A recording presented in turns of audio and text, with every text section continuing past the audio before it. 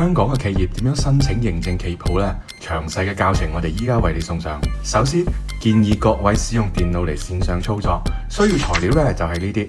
操作步驟如下：喺電腦上面打開小紅書專業號嘅後台，登錄你嘅小紅書賬號，申請企業專業號，填寫你嘅賬號資訊。注意 account 嘅名裏邊會唔會包含商標嘅名稱？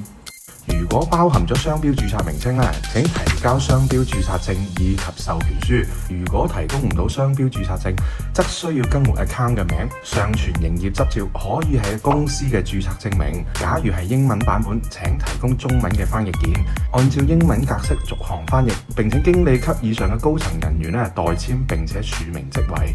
英文原件加上中文翻譯件一並提交。進行身份認證之後呢，法人需要係人面識別嘅。申請提交公函，選擇資質身份，商標品牌則係非必填項嘅。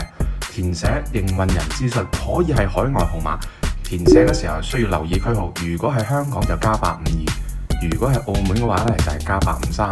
注意預留你嘅郵箱，支付認證費用。請一定要認證檢查資訊填寫並再提交。